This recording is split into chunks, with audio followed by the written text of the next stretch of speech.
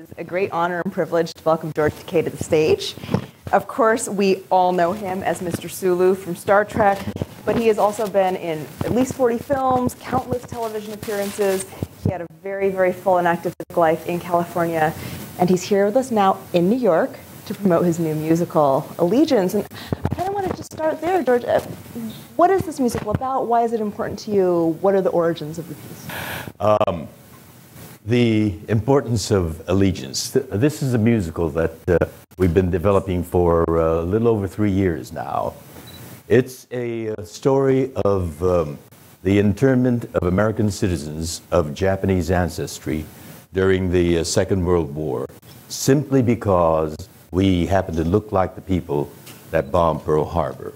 The Japanese Americans were incarcerated with no due process. You know, the core pillar of our justice system is, one, if you're arrested, you have to know what the charges are, and two, you have an opportunity to test those charges in a trial. None of that happened.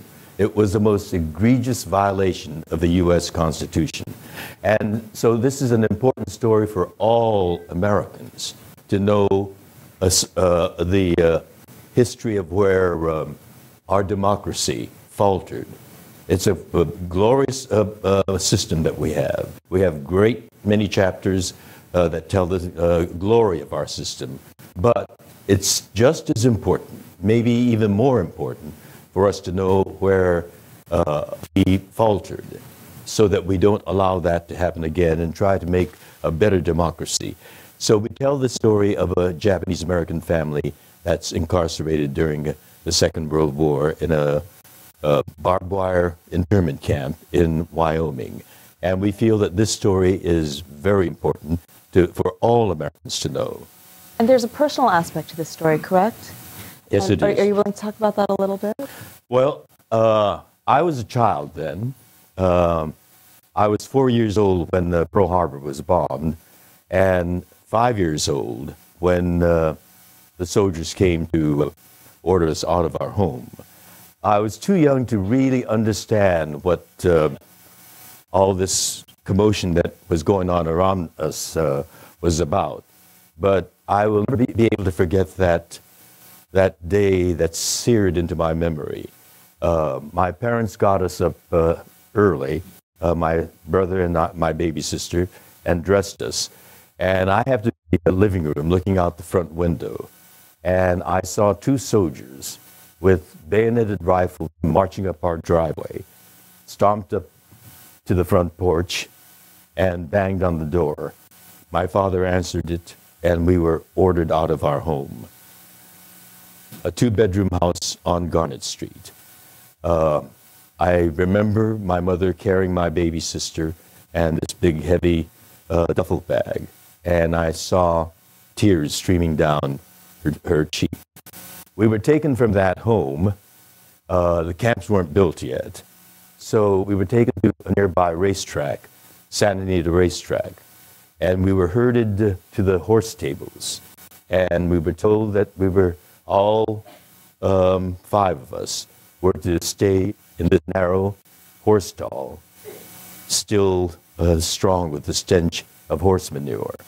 And later on, when I was a teenager, I remember my mother recalling that as the most degrading and humiliating experience she had ever experienced, from our home on Garnet Street to that horse stall. But that was just the beginning of other humiliations and degradations to follow. But her memory and mine are quite different. I remember that thinking that it's going to be fun to sleep where the horses sleep. So from my vantage point, it was, an innocent child's. An adventure. It was an adventure.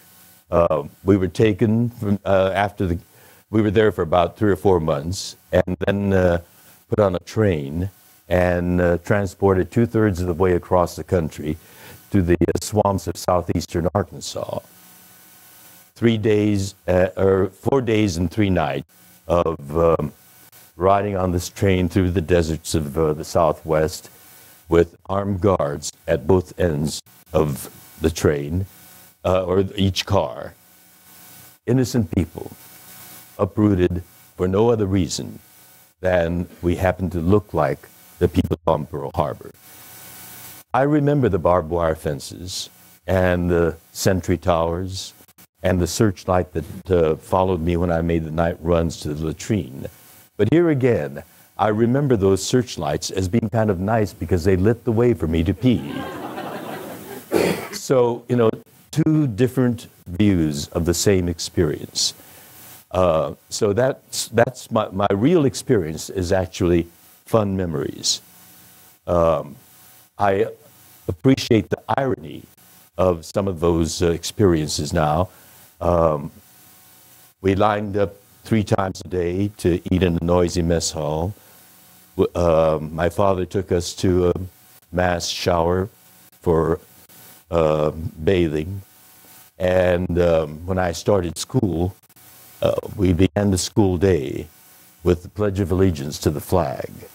I could see the barbed wire fence and the sentry tower right outside my schoolhouse window as I recited the words, "with liberty and justice for all." Wow. Stinging irony. Well, I think with that, now would be a really good time to show a clip from the production. How about that? We'll take a look. Good. Sure. Let's take a look. We'll cue it up. Come on. This is a waste of time, Gloria. I don't know. I forget. Gaman is a word to be spoken and heard in this place where each face tells a story of pain. I want to see the rest of camp, not learn more useless Japanese words. Gaman, we will say, as we get through each day, we will bear any nightmare with a simple refrain. Gaman, gaman. Sturdy and sure, keep faith and endure. Gaman, gaman. Hold your head, I carry on. Come on.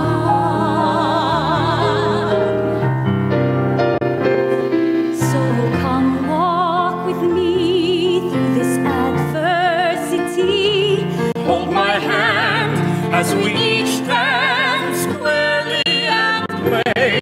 Our spirits renewed through a shared fortitude. For we know what we forego and what we sustain. We know that there's no turning back.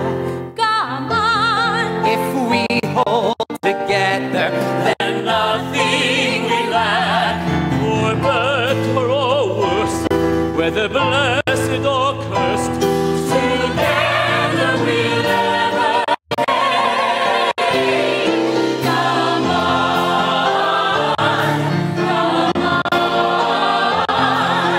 sturdy and sure, keep faith and endure. Come on,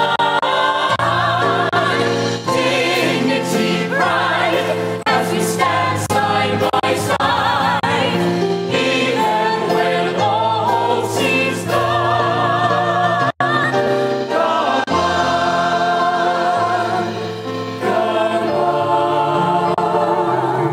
come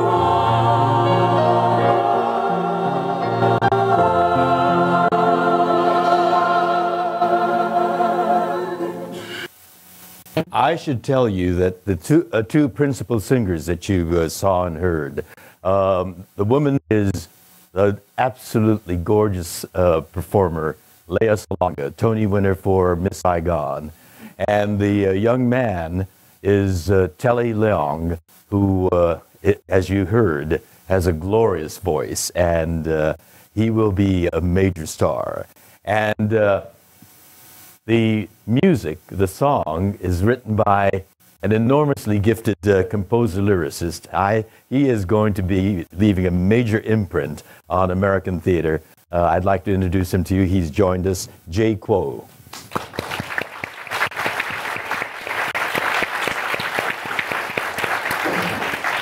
the song titled Gamang, the word gamang means bite the bullet, to endure with fortitude and dignity. And Jay's really captured the strength and the resilience and the ability to endure all sorts of outrages by the Japanese Americans who were incarcerated. How long did you have to train in order to sing on stage? You know, are you classically trained? I'm not a classically trained singer, no. Obviously, Telly and Leah are extraordinarily gifted, but also well-trained singers. Sure. Leah is an award-winning, Tony-winning singer.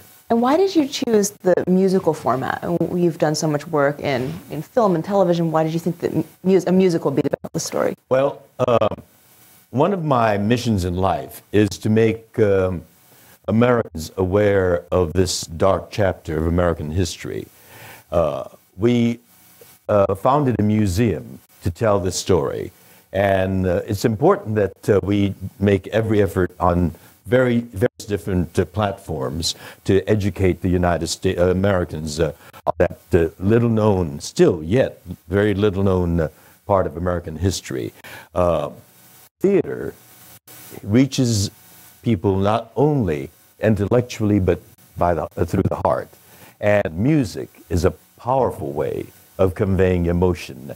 And there are other songs which are stirring, anthemic, others that are heartbreaking, and others that are gloriously romantic. And Jay speaks all that language.